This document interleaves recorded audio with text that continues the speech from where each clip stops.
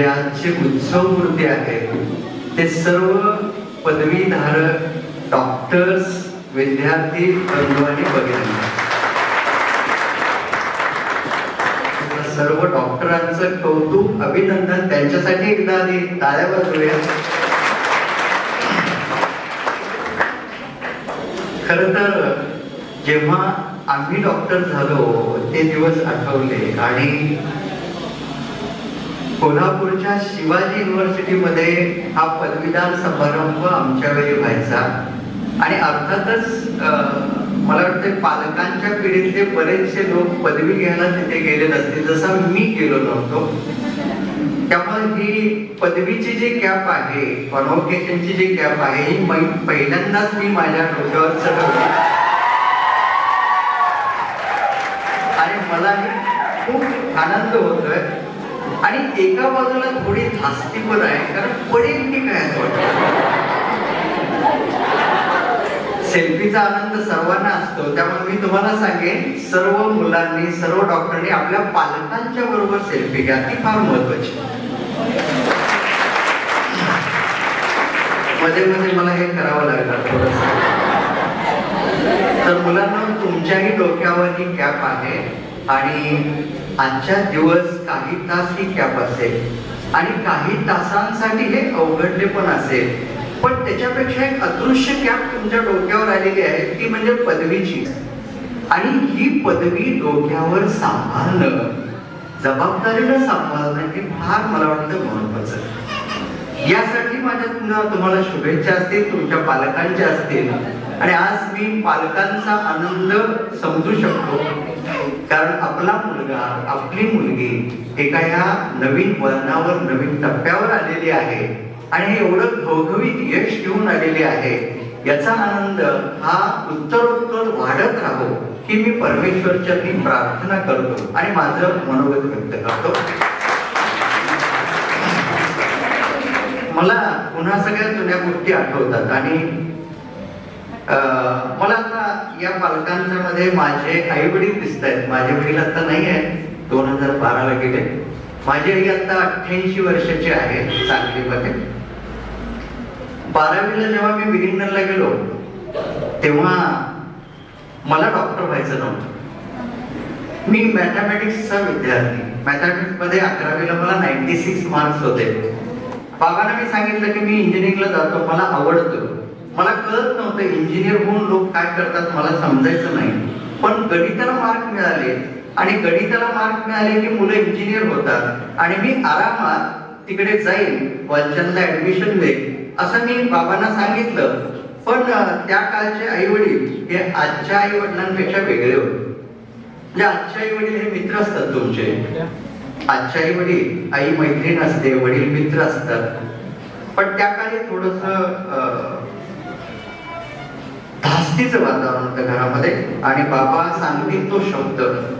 तर ते म्हणाले एके दिवशी की तू मेडिकलला जायचं. मी म्हणालो की मला वाटत नाही खात्री मेरिटनी एवढे येईल का नाही. ते म्हणाले की नाही, तू जा, तू अभ्यास कर, बघू नाही ऍडमिशन मिळाले तर काय करायचं. एवढा ठाम पाठिंबा मात्र होता. आणि अर्थात ऍडमिशन मिळाली मिरज मेडिकल कॉलेजला. बाबांनी मला जे सांगितलं मुलांना ते मला तुम्हाला सांगायचं आहे. त्यावेळेची विचारसरणी बाबांची काय होती. बाबा म्हणजे शेतकरी होते, पण कोल्हापूरच्या केंद्रामध्ये 1944 साली त्या केंद्रामध्ये त्यांचा 6वा नंबर आला होता. ते फाटलेलं सर्टिफिकेट माझ्याकडे आजही आहे. एवढे हुशार ते होते. ते म्हणाले की अनिल असं आहे, म्हणाले एक म्हणजे उत्तम शेती, मध्यम व्यापार आणि कनिष्ठ नोकरी असा त्यावेळेचा दंडक होता. म्हणजे तुम्ही जर नोकरी करणार असाल तर तुम्हाला एका विशिष्ट चाकोरीत राहावं लागतं. अमुक वेळी जा, अमुक वेळी या, आणि मग तुम्ही तुमचे मालक राहत नाही असा त्यांचा एक समज होता त्यावेळी. दुसरा भाग म्हणजे मध्यम व्यापार. व्यापारामध्ये कुठेतरी कमिशन घ्यावं लागतं, कमिशन द्यावं लागतं, अडतगिरी करावी लागते. त्यामुळे कुणाचा तरी दोष मिळतो, कुणाचा तरी आपल्याला शाप मिळू शकतो. आणि तिसरा प्रकार म्हणाले उत्तम शेती. शेतीमध्ये तुम्ही जमिनीत धान्य पेरता आणि निसर्ग तुम्हाला देतो. मुठभर पेरलं तर तुम्हाला मनभर मिळतं. त्यामुळे शेती उत्तम आहे. आणि वैद्यकीय व्यवसाय हा शेतीसारखा आहे म्हणा. म्हणजे असं की रुग्ण हा आजारी पडतो त्याच्या चुकांमुळं, आणि तो तुमच्याकडे येतो वेदना घेऊन, आणि त्याबरोबर तुम्हाला पैसे पण देतो. तुम्ही तुमचं काम केलं की जाताना तुम्हाला आशीर्वाद सुद्धा देतो. आणि एवढं पुण्याचं काम आयुष्यात दुसऱ्या कुठल्याही व्यवसायामध्ये नाही, हे मला सांगण्यामध्ये ते यशस्वी झाले. आणि म्हणून मी डॉक्टर झालो मित्रांनो. तर हे मला त्यांनी सांगितलं आणि मी डॉक्टर झालो. मुलांनो, मला तुम्हाला हे सांगायचं आहे, आज तुम्ही डॉक्टर झाला असलात तरी जग तुमच्या जवळ आलेलं आहे, मीडिया तुमच्या जवळ आहे.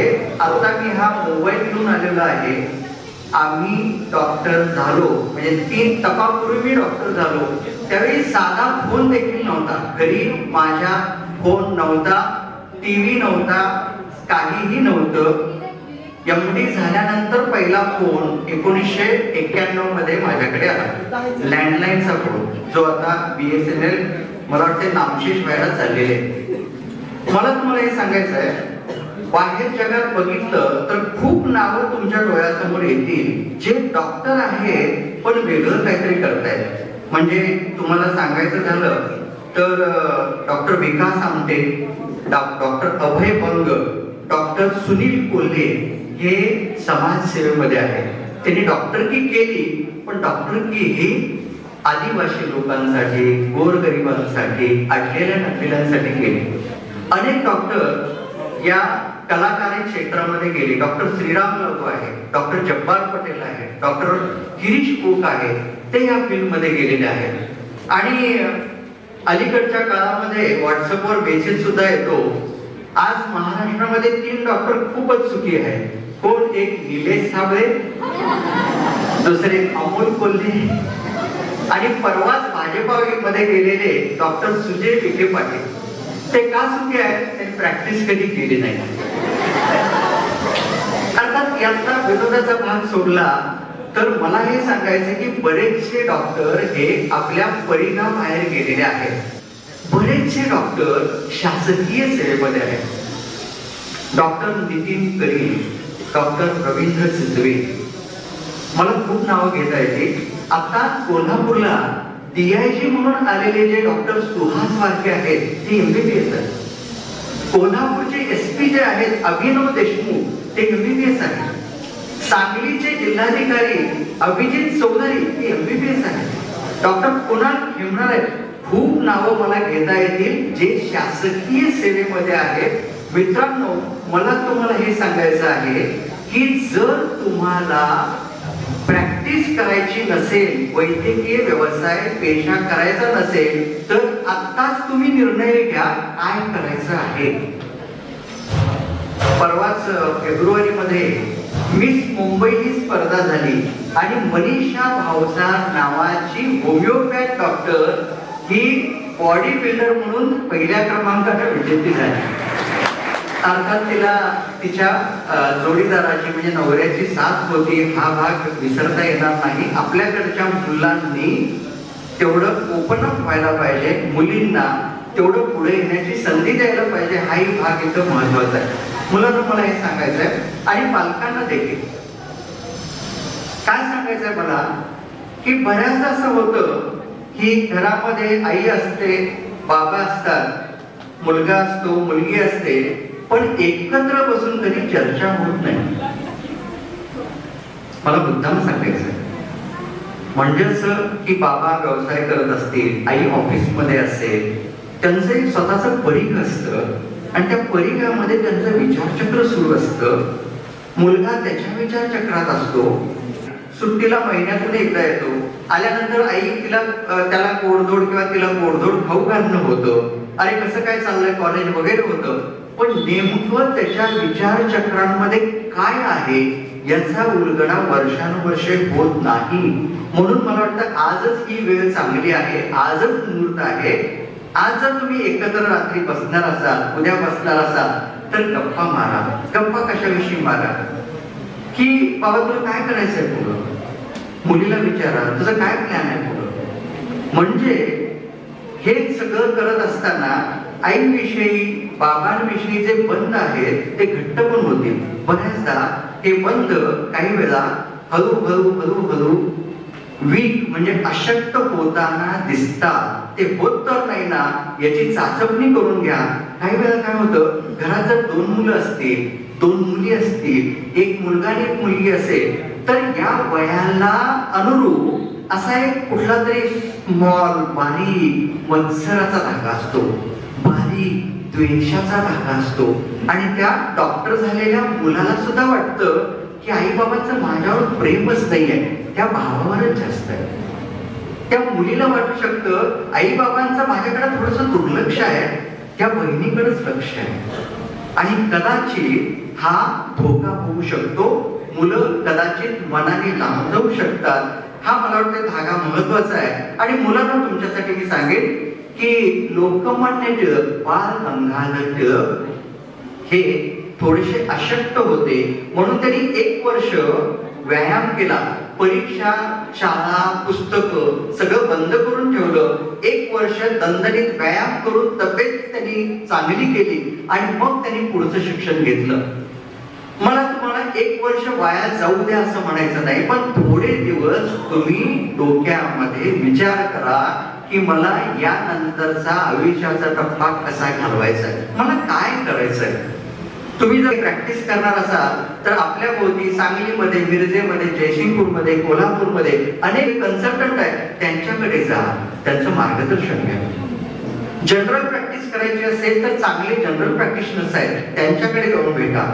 शासकीय सेवेमध्ये जाण्यासाठी MPSC करायची असेल, UPSC करायची असेल तर त्याप्रमाणे त्यांचं मार्गदर्शन घ्या.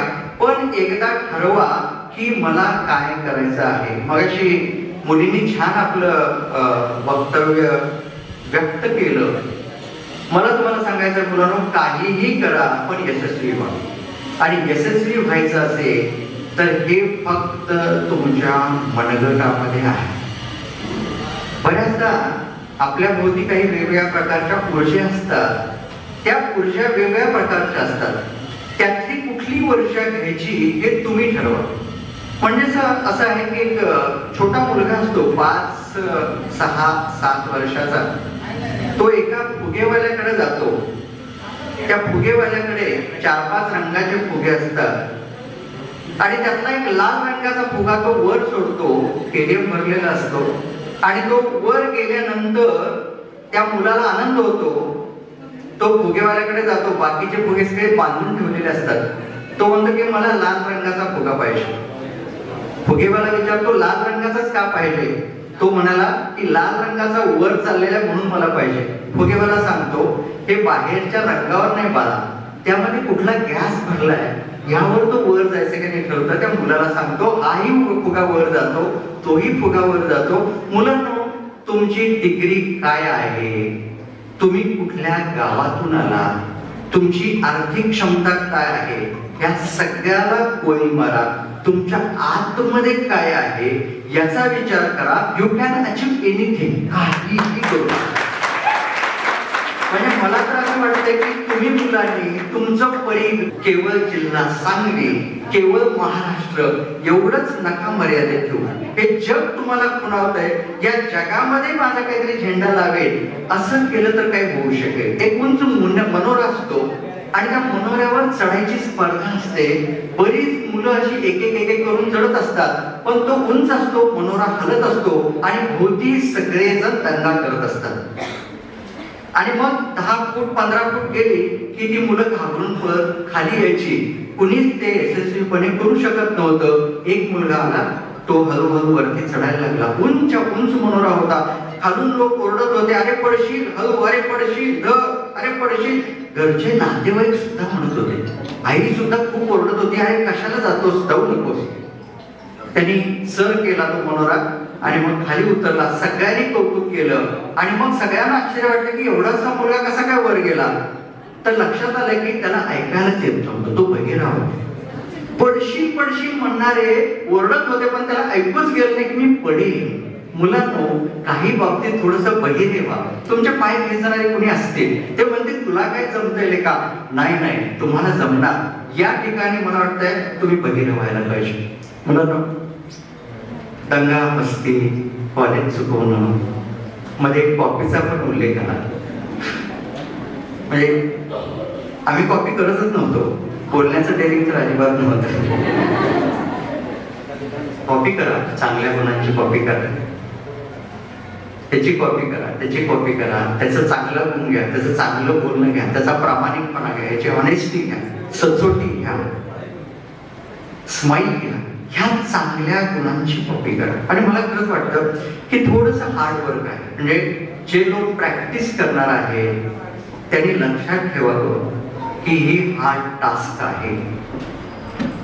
वैद्यकीय व्यवसाय, पेशा हे भरपूर कष्टाचं आहे. मानसिक तयारी करा. म्हणजे एखादा लाईव्ह शो असतो, तिथे जाऊन एखादं गाणं म्हणणं इतकं सोपं नाही. एखादा डान्स करतो आपण, आनंदात धुंदीत राहतो, एवढं सोपं नाहीये डॉक्टरकी अवघड आहे.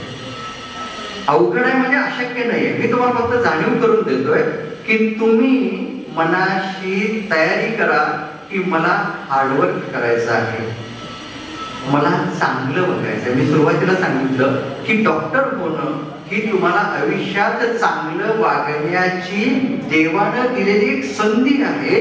फक्त ती संधी वापरायची कशी हे तुम्ही जाणून घ्यायला पाहिजे. आणि म्हणून मला सांगावं वाटतं की मेडिकल फील्डमध्ये बरेच अनुभव येतील तुम्हाला, बरेच. माझ्याकडे तर अनुभवांचा खजिना आहे, तो सगळाच सांगत बसणं शक्य नाही, पण तुम्हाला मी काही उदाहरणं देईन आणि मग तुमच्या लक्षात येईल की किती महत्वाचं असतं. म्हणजे आयुष्यात कुठलाही पेशा घेतला, कुठलाही व्यवसाय घेतला तर सगळ्यांचा संबंध हा मशीनशी येतो. डायरेक्ट माणसांशी संबंध येणारा हा एकच व्यवसाय आहे. ह्युमन टू ह्युमन कम्युनिकेशन तुम्हाला करावं लागतं आणि लोक येतात वेदना घेऊन, त्या वेदना कमी कराव्या लागतात. म्हणून ज्यांच्या मनात सहानुभूती आहे ते लोक यशस्वी होणार.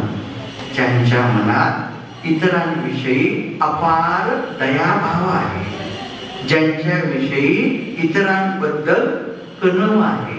मला तर खूप वाटतं की मला जर कोणी शिक्षण मंत्री केलं तर इयत्ता 5वीलाच मी ठरवेन, मुलांना समोर घेईन किंवा तशी व्यवस्था निर्माण करेन ज्या मुलामध्ये रग जास्त आहे, ज्या मुलाला काहीतरी असा धुडकूस घाला वाटतो, हाणामारी करायची वाटते, त्याला SP करावं, पोलीस मध्ये भरती करावं. जो नुसताच बोलणार आहे, जो बरोबर मुद्देसूद काहीतरी सांगतो, हे बरोबर आहे, ते नाही, ते बरोबर आहे, त्यांनी वकील व्हावं. ज्याला समोर एखादा सिनेमा बघताना सुद्धा हवा एखादा सीन आला तर डोळ्यातनं पाणी येतंय, त्यांनी डॉक्टर व्हावं. त्यांनी डॉक्टर.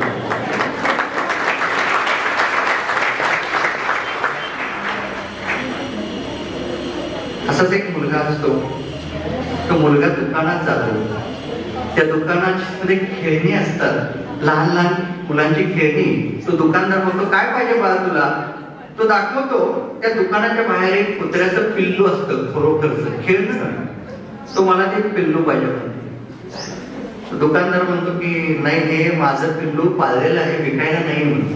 तो म्हणतो नाही, मला द्या, मला ते आवडलं.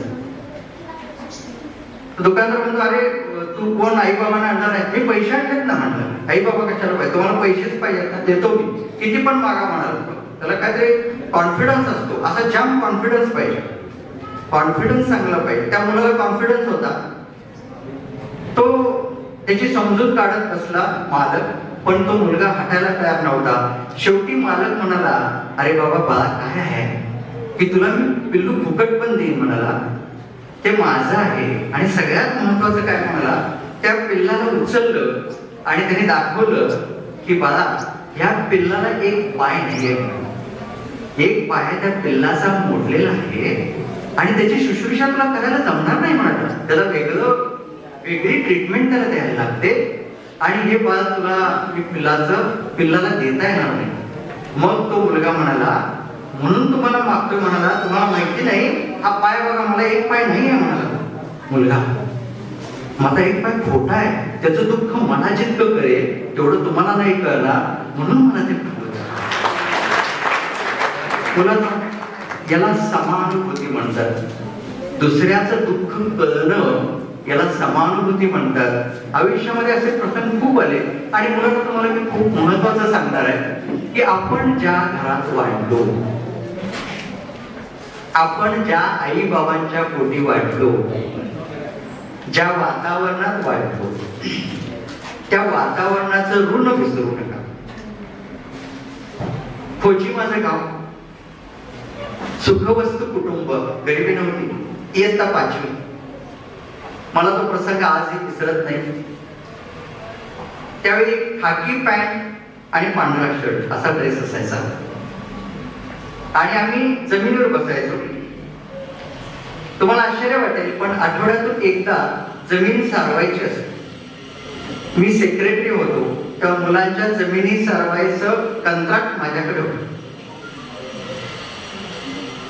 त्या जमिनीवर बसल्यामुळं पॅन्ट लवकर फाटायची.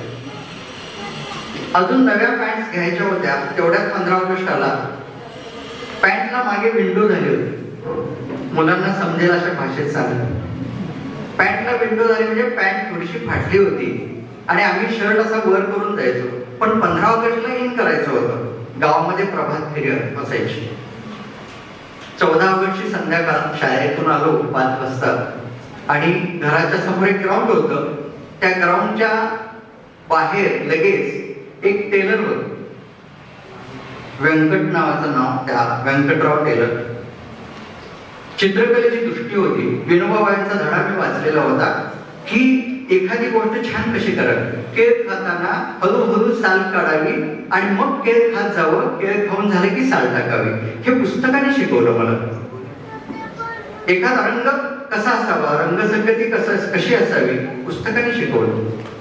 त्यामुळे मी ती खाकी पॅन्ट त्याच रंगाचा एक पॅच घेऊन गेलो. त्यांच्या समोर असा उभा राहिलो.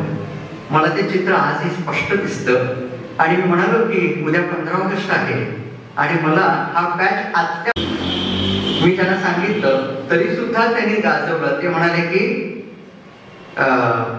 तू 10 पैसे आणलेस का? त्यावेळी त्याची किंमत फक्त 10 पैसे होती आणि मी नेले नव्हतो. मी 10 पैसे घेऊन गेलो नव्हतो.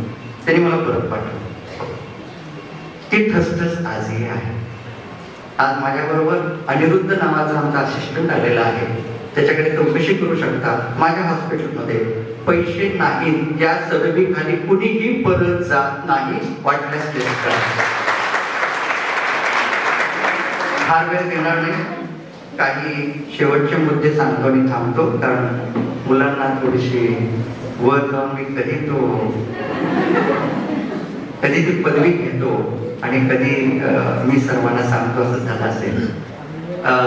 93-94ची गोष्ट असेल. प्रॅक्टिस सुरू करून 2 वर्ष झाली होती आणि ही पण गोष्ट एका टेलरचीच आहे वेगळ्या पद्धतीनं. संध्याकाळी 4च्या दरम्यान मला कॉल आला. हॉस्पिटल एके ठिकाणी, ओपीडी एके ठिकाणी होती आणि मी ओपीडीतून आलो कारण मला कॉल आला की एक 25 वर्षाचा तरुण क्षयाने ग्रस्त होता, टीबीने, सांगलीतलाच, टेलरिंग काम करणारा. आजार जास्त होता पण अचानक मृत्यू पावेल असं मला वाटत नव्हतं आणि त्यावेळी एवढ्या अत्याधुनिक आयसीयू वगैरे नव्हत्या. मला कॉल आला की सर ते बहुतेक पेशंट स्टॉप झाला सांगितलं. मग मी धडधडच्या अंतःकरणाने गेलो. खरं तर धडधडणं माझं त्या मृत्यूसाठी नव्हतं. त्या मृत्यूनंतर त्या नातेवाईकांना सांगायचं काय म्हणून जास्त धडधडणं होतं खरं तर. कारण नातेवाईकांना सांगायचं की तुमचा रुग्ण गेलेला आहे. आणि खरं सांगू का, 94-95 म्हणजे 25-26 वर्षापूर्वी जेवढे लोक भावनिक व्हायचे तेवढे होत नाहीत आता. नाही, आजकाल लोकांना सांगितलं ना की तुमचा पेशंट सिरियस आहे तर ते म्हणतात मग किती 1 दिवस राहील का, असं होतं. असं आहे. मी आलो कारण त्या तरुणाची आई तिथे होती, मला माहित होतं. आणि आता ती कशी रडेल, ती कशी ओरडे, ती माझ्या अंगावर येईल की काय, अशी मला भीती होती. मी गेलो, त्या रुग्णाला पाहिलं, ऑलरेडी ही वॉज डेड. मला आता डेथ डिक्लेअर करायची होती. 4-5 मिनिटांनंतर बाहेर आलो आणि जेव्हा मी आईला सांगितलं की मावशी तुमचा मुलगा, मी प्रयत्न केला पण काय वाचू शकला नाही. तुमच्या अंगावर शहारे येतील. त्या बाईनं काय केलं असेल, त्या बाई वाकल्या, मला नमस्कार करत्या झाल्या, म्हणाल्या डॉक्टर साहेब माझ्याकडे पैसे कमी आहेत, मला बॉडी तेवढी तुम्ही काय अडवून घेऊ नका. म्हणजे बघा, त्या बाईला मृत्यूपेक्षा आर्थिक अडचणीचं दुःख जास्त होतं. आणि त्यावेळेचं जे टेन्शन होतं मला की डेट डिक्लेअर कसं करायचं, मला वाटतं ते टेन्शन कधीच गेले नाही. ते टेन्शन माझ्याकडे सामाजिक दुःख म्हणून आजही ते टेन्शन मला राहतं. म्हणून हे तुम्ही कधीही विसरू नका की समोरचा माणूस हा कुठल्या आर्थिक परिस्थितीतून आलाय, त्याला दुःख काय आहे हे विसरू नका.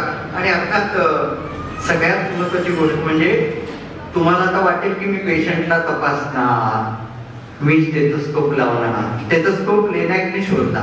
Stetho means chest, scope means बघणे. स्टेथोस इज चेस्ट. तुम्ही लावाल स्टेथोस्कोप पेशंटला, तुम्ही नाडी बघाल, तुम्ही काहीतरी टेस्ट कराल, पण लक्षात ठेवा तुम्ही जेव्हा पेशंटला तपासत असता तेव्हा पेशंट पण तुम्हाला तपासत असतो. तो बघतो की हा डॉक्टर कसा आहे, कसा बोलतो, त्याची बॉडी लँग्वेज काय आहे, तो हसतो कसा, त्याच्या डोळ्यात काही वेदना आपल्या गेलेत नाही. म्हणून हे मशीन जे ना मुलांना ओपीडीत बंद करा. ओपीडीत नका लावू हे मशीन. नाहीतर पेशंट दुखणं घेऊन आलाय आणि तुम्ही बोलताय हा हा हा बरोबर येतो येतो मीटिंग ना, हो हो, नका करू. That affects the person. मला हे सांगायचं आहे की मुलांना तुम्हाला हे तपासत असतात, त्यामुळं तुम्ही कायम जागे राहत चला. आणि रुग्ण आपल्या बेडवर जेव्हा असतो, तो रुग्ण माझी आईच आहे की काय, रुग्ण माझे वडीलच आहेत की काय, रुग्ण माझा भाऊच आहे की काय, या नजरेनं जर प्रत्येक रुग्णाला तपासलं तर मला वाटतंय रुग्ण तुम्हाला दुवा दिल्याशिवाय राहणार नाही. किस्से 2 सांगतो आणि थांबतो. तुमच्या ओपिनियन मध्ये तुम्ही कसे व्यक्त होता हे महत्वाचं आहे. आणि अर्थात हे सगळं करताना मुलांनो प्रामाणिकपणा सोडू नका, स्वच्छतेत सोडू नका.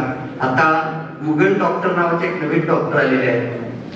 त्यामुळे पेशंट गुगल डॉक्टरचा सल्ला घेऊन येतो. तो तुम्हाला विचारतो हा डिसीज काय आहे, त्याचं डायग्नोसिस कसं केलं. मग त्या गुगलवर सांगितलेली तुम्ही CT MRI केली का, त्याला काय कळत नसतं, तो तेवढंच वाचून येतो. पण तुम्ही तयार पाहिजे. म्हणून day to day knowledge update करण्याविषयी त्याला काही पर्याय नाही. आणि अर्थात हे सगळं करत असताना चेहऱ्यावर आनंद ठेवा, स्माइल करा. पेशंट आल्यावर हसून बोला.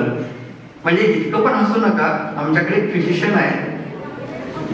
कसं हे फिजिशियन काय करतात, हा या या या डॉक्टर माझी शुगर 550 आहे. तर 550 शुगर काय हसून सांगण्याची गोष्ट नाही. तर स्माइल किती ठेवायचं हे तुम्ही लक्षात ठेवा. आणि एका दुखऱ्या बाजूवर मी आता बोलणार. दुखरी बाजू शेवटची. कुठली दुखरी बाजू? डॉक्टर झाला की खोऱ्यातनं पैसा. मुलांना मला असं वाटतं आयुष्यामध्ये सचोटीनं जे काही करू ना, त्याला जे डेप्थ असते, त्याला जो आनंदाची किनार असते, ती फार महत्वाची. अशा कुठल्या तरी एखाद्या क्षणी माझ्या प्रॅक्टिस मध्ये, म्हणजे 1992 पासून मी प्रॅक्टिस करतोय, 27 वर्ष झाली मी प्रॅक्टिस करतोय. आणि एका क्षणी मलाही प्रश्न पडला ना, मग मी एक कविता लिहिली. ती कविता तुम्हाला म्हणून दाखवतो, म्हणजे माझ्या मनात काय चाललंय तुम्हाला कळेल. मुलांना मी तुम्हाला कुठला संदेश, कुठला सल्ला यावेळेस काही देत नाही. फक्त मला हे सांगायचं आहे की आयुष्यात पैसे खूप मिळवाल. तुमची जी डिग्निटी आहे, तुमचं जे नाव आहे, तुमच्या ज्या पेशाची झळाळी आहे, ती पैशाने येत नाही. की तुमचा माणूस म्हणून जे काही तुम्ही आहात त्यांनी येते. म्हणून ही कविता, कवितेचं शीर्षक आहे लेबल. कवितेचं शीर्षक आहे लेबल. मी कविता पण करतो बरं का, म्हणजे प्रॅक्टिस चांगली आहे माझी. तर बऱ्याचदा माझं युट्यूब पण आहे, म्हणजे पालकांना मुद्दाम सांगतो, मुलांनाही सांगतो, जेव्हा वेळ मिळेल तेव्हा माझ्या युट्यूबवर डॉक्टर अनिल मडके टाईप करा आणि तुम्हाला युट्यूबवर कविता मिळतील, माझं भाषण मिळेल, माझं मोटिवेशनल स्पीच मिळेल. लेबल आहे कवितेचं नाव. एकदा मी चांगुलपणा विकायला काढला. कविता आहे माझी. एकदा मी माझा चांगुलपणा विकायला काढला. दारोदार हिंडलो, वनवन भटकलो. चांगुलपणा विकायचा होता ना. दारोदार हिंडलो, वनवन भटकलो. गिराईक खूप होतं पण विश्वास नव्हता. गिराईक खूप होतं पण विश्वास नव्हता. नाईलाज झाला. चांगुलपणा तर विकायचा होता, नाईलाज झाला. शेवटी कमिशन एजंट गाठला. विकायचं होतं ना. शेवटी कमिशन एजंट गाठला.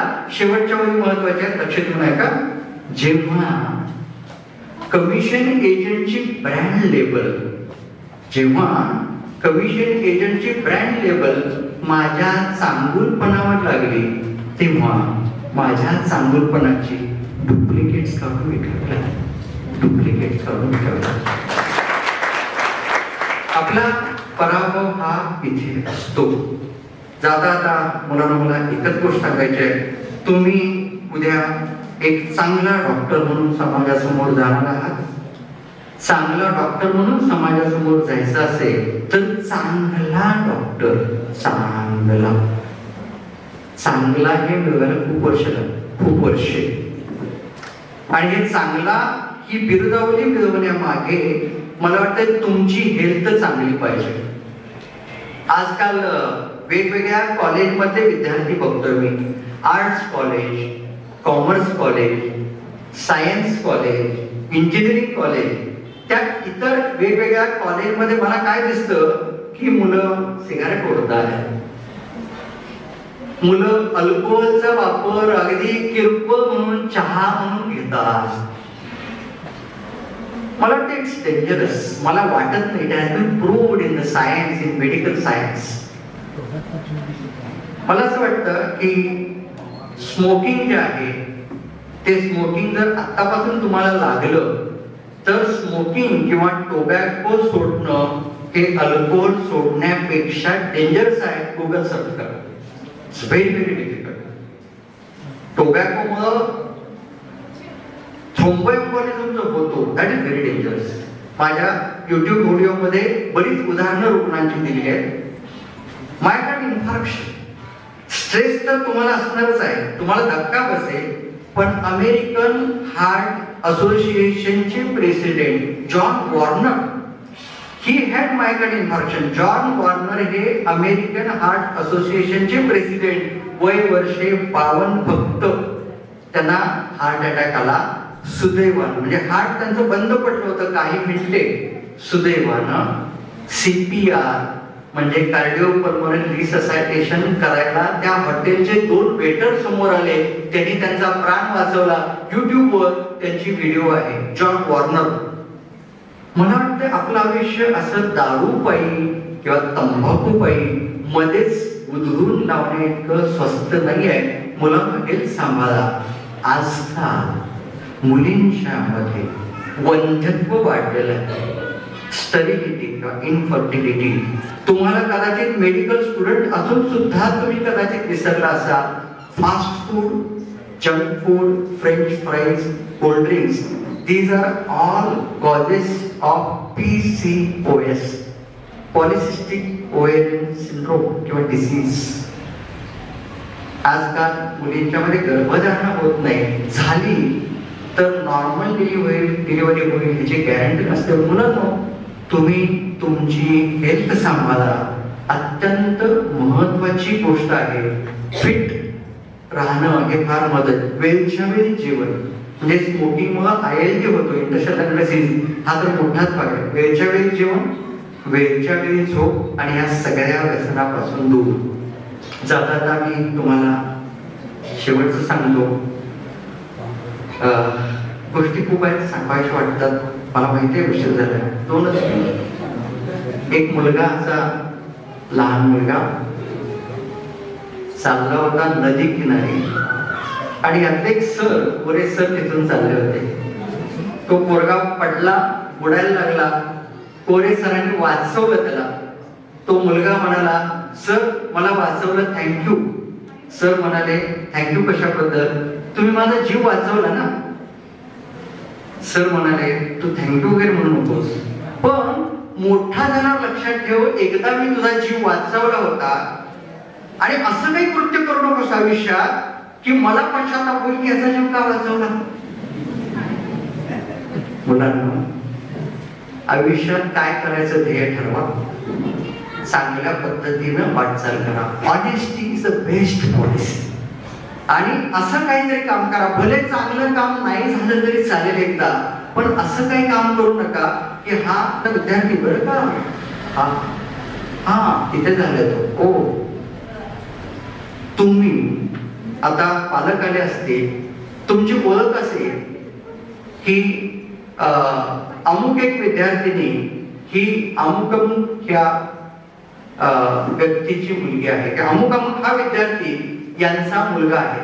काही वर्षानंतर, 5 वर्षानंतर, 10 वर्षानंतर अशी ओळख होते. हे ना, हे त्या डॉक्टरांचे वडील बरं का. अशी रिव्हर्स ओळख होऊ द्या, अशी मी शुभेच्छा देतो आणि थांबतो.